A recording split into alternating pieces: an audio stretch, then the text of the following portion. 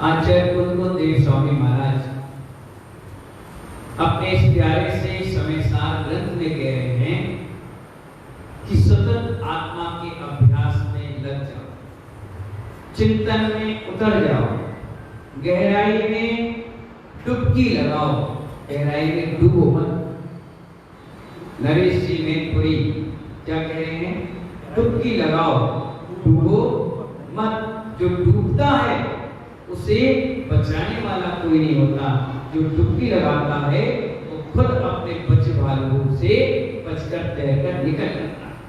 आचार्य कहते हैं जैसे जेल में कैदी रहता है और वो 1 साल की अगर सजा काट रहा है तो वो प्रतिदिन, महीने, 15 दिन, 8 दिन, 3 दिन गिनता रहता है।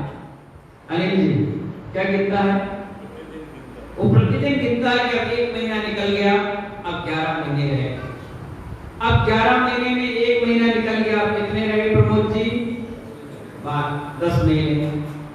बजाज जी अब 6 महीने निकल गए, कितने रह गए? 6 महीने। अब 3 महीने निकल गए, बचे कितने? 1 महीने। ऐसे वो एक दिन बड़े इत्मीनान के साथ, आरामदायक चिंतन के साथ निकालता है। अब मेरे 3 दिन रह गए, अब मेरे 24 घंटे रह गए, अब मेरे 10 घंटे रह गए, अब मैं जेल से आजाद हो गया हूँ। ऐसे ही जिस व्यक्ति ने समय सार को पढ़ लिया वो भी अपने इस पर्याय के दिन गिनता है कि अब 1 दिन शेष है, अब 1 दिन शेष है, अब 2 दिन शेष है, अब 5 दिन शेष है। मुझे जितना आत्मा का ध्यान करना है मैं उतना कर, क्योंकि एक न एक दिन तो ये पंछी आजाद होकर चला जाएगा। तो कम से कम हम जितना धर्म ध्यान कर लेंगे वही हमारे साथ जाएगा। हमारे जैन दर्शन में त्याग प्रधान और आत्म प्रधान धर्म है। कौन सा धर्म है राकेश जी बजाज? त्याग प्रधान है और धर्म प्रधान है। या तो आप त्याग करो और या फिर धर्म प्रधान बनाओ। 2 लोगों की ही कीमत इस दुनिया में है, या तो त्यागी बन जाओ और या फिर धार्मिक बन जाओ। दोनों व्यक्तियों की कीमत है। हम त्यागी हैं इसलिए इस स्थान पर है, आप पवन जी धार्मिक हैं इसलिए उस स्थान पर है। इसके अलावा तीसरा व्यक्ति कोई कीमत नहीं। दीपचंद जी त्यागी की कीमत है और या धार्मिक व्यक्ति जिसमें धर्म ने अंगीकार किया है, धार्मिकता के साथ है, वो धार्मिक हो गया, और जिसने त्याग किया है इसलिए वो त्यागी हो गया।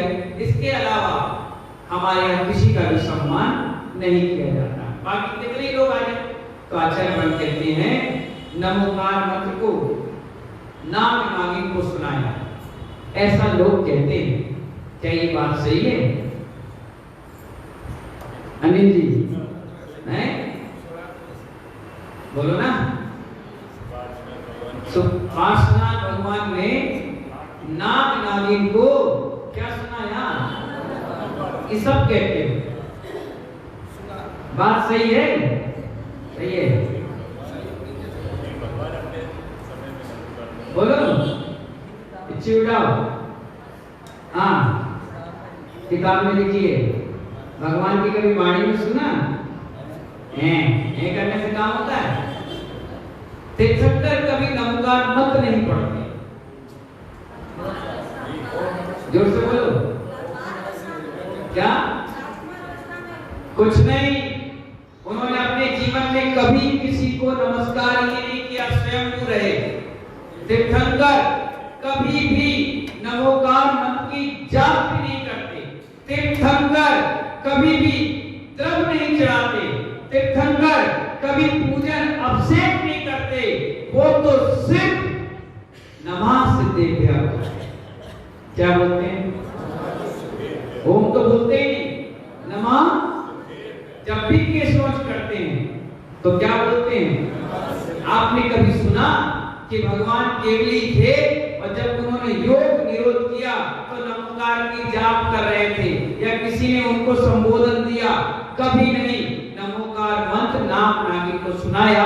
ये आप लोग कहते हो, चालीसा में कहते हो, बोलते हो, लेकिन शास्त्रों में ऐसा कहीं नहीं आया कि नाग नागिन को नमोकार नहीं, उन्होंने तो सिर्फ पंच परमेष्टि का स्मरण कराने के लिए उनको कहा। क्या कहा? हे नाग नागिन, नमोकार मंत्र का स्मरण करो, पंच परमेष्टि भगवान का स्मरण करो, नमोकार मंत्र को पढ़ो, इसका स्मरण करो। बस इतने में वो तर गए और तरने के बाद धरने को पद्मावती बनकर उनके उत्सर्ग को दूर। आप लोग क्या कह रहे हो? एक बात बताओ, नमोकार मंत्र अगर वो बोलते तो नमो लोए तीर्थंकर और सब साधु को नमस्कार करें, नमो उबर छायारम वो उपाध्याय को नमस्कार करें, नमो आयरियारम आचार्य को नमस्कार करें, नमो अरिहंताणम अनंत को नमस्कार करें। नहीं, वो तो सिर्फ परमेष्टि को नमस्कार करते, इसीलिए वो स्वयं को कहलाते हैं। ये तो हम और आप लोगों को बताने और समझाने के लिए कह दिया। चालीसा बन गए, भजन कीर्तन बन गया कि मंत्र नमोकार किसको सुनाया? नाग और नागिन। रामचंद्र जी ने तो जरूर सुनाया, मरते हुए बैल को सुनाया, कुत्ते को सुनाया, ये तो मान सकते हैं क्योंकि वो बलभद्र थे। लेकिन तीर्थंकर कभी नहीं सुनाते। स्मरण कर लो, उसका स्मरण कर लो। इसीलिए महानुभाव आचार्य ऊपर यहाँ बता रहे हैं कि उन्होंने सांप को ये नहीं कहा कि तुम जहर छोड़ो, उन्होंने ये नहीं कहा कि काटना छोड़ो, उन्होंने ये भी नहीं कहा कि क्रोध छोड़ो, उन्होंने तो यही कहा सिर्फ भगवान का स्मरण करो। आप क्या करते हो? आपका बच्चा आया, सबसे पहले आप क्या कहते हो? महाराज जी आलू खाता, इसका आलू छुड़वाओ। महाराज जी मंदिर नहीं जाते, उसको मंदिर भेजो। महाराज जी इसको कहो अपसेट करेगा, कर। लड़का कहता है मेरी इंसल्ट कर दी तुमने, मैं कल से मंदिर नहीं जाऊंगा। क्या नहीं करूंगा पवन जी? अब कल से मंदिर नहीं आएगा। अभी तक तो आ रहा था, अब मंदिर नहीं आएगा। अब आप कहोगे मैंने कोई गलत कहा क्या? नहीं मानूंगा।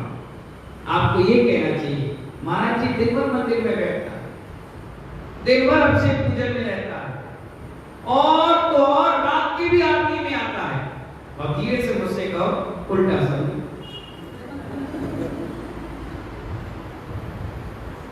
क्या समझ में आया? काने से काना कहोगे हो जाएगा रूठ। क्या कहा मैंने? काने से काना कहोगे हो जाएगा रूठ। उसी से पूछ लो कैसी है ये फूट, उसी से पूछ लो। अगर आप किसी बच्चे को, आजकल ईगो हट बहुत है, आप छोटे को बैठा लो, बड़ा आपसे लड़ मरे, गुस्सा हो जाएगा, जबकि उसको मालूम नहीं है कि माँ की गोद है, इसको कौन ले जाएगा? 10 मिनट बाद बदल लेना। नहीं, आप माँ को पकड़ो, मेरी माँ कैसी माँ, मारो चट चट चट चट कर दिया। गुस्सा, ईगो है। बच्चे की आज इज्जत बहुत प्यारी है क्योंकि आपने टाई लगा दी, बढ़िया जूते पहना दिए, बढ़िया सुंदर प्रेस करके कपड़े दे दिए, 1-2 किलो के बैग लटका दिए और बढ़िया सुंदर राजा बनाकर स्कूल भेज दिया ना। अब वो बेंच में बैठने लगा है। अब बेंच में बैठने के बाद उसका अहंकार भी ऊंचाई पर चला गया। अगर हल्का सा किसी ने उससे कुछ कह दिया तो मुंह फुला लेगा। अब अपन चॉकलेट दे रहे हैं, घुमाने ले जा रहे हैं, गिफ्ट दे रहे हैं, खिलौने दे रहे हैं, तब जाकर वो मानता है। पहले के समझदार बच्चे पैदा होना बंद हो गए, अहंकारी, ममकारी, क्रोधी बच्चा पैदा होना चालू हो गए।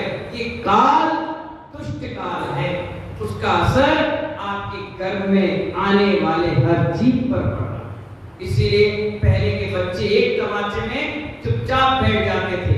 आज माँ भी हप नहीं कह सकती, पिता भी चुप नहीं कह सकते, इकलौते हैं, जिद्दी हैं, जो जैसा कर रहा है करने दो, अपन को क्या करना।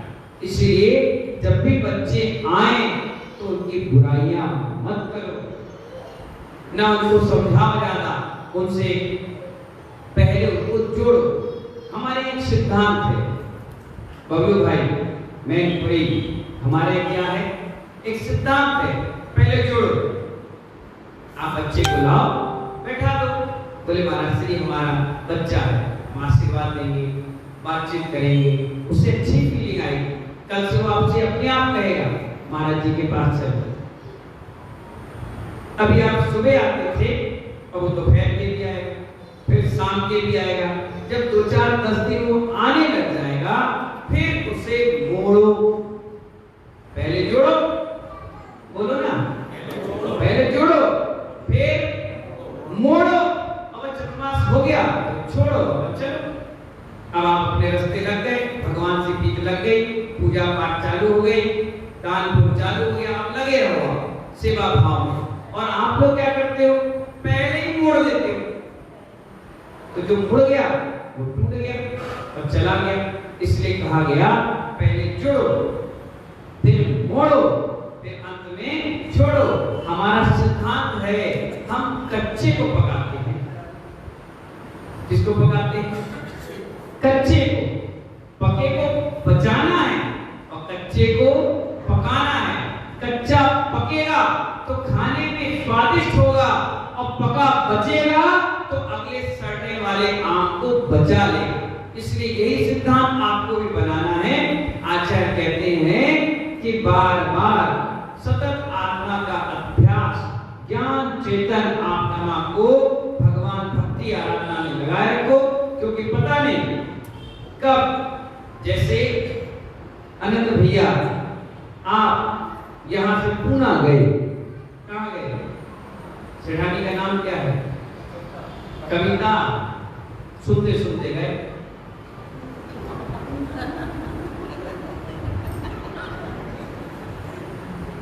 मतलब कोई बात सुनते सुनते चले गए पूना और 10,000 रुपए जेब में रखे थे। कितने रखे थे? एक उदाहरण समझिए, तो हर 5 मिनट में आप अपनी जेब को टटोलते हो, क्यों?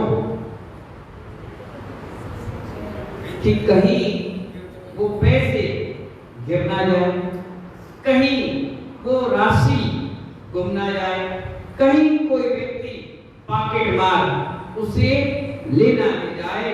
तो हर 5 मिनट में एक बार हाथ लगाकर, एक बार हाथ डालकर देख लेते हो अपने पॉकेट में कि हमारा पैसा सही सलामत है।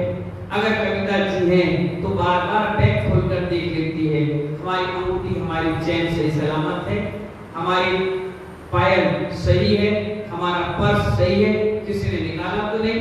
तो ऐसे ही आचार्य भगवान कहते हैं, जो सम्यक दृष्टि जीव है हर पल अपनी आत्मा को टटोलता है कि कहीं मेरे रत्नात्रय को किसी ने चुरा तो नहीं, मेरा रत्नात्रय इस असंयम की भरी दुनिया में कहीं गुमा तो नहीं, किसी ने चोरी तो नहीं कर ली, कहीं ये टूट तो नहीं गया, कहीं ये फूट तो नहीं गया, कहीं ये गुम तो नहीं गया।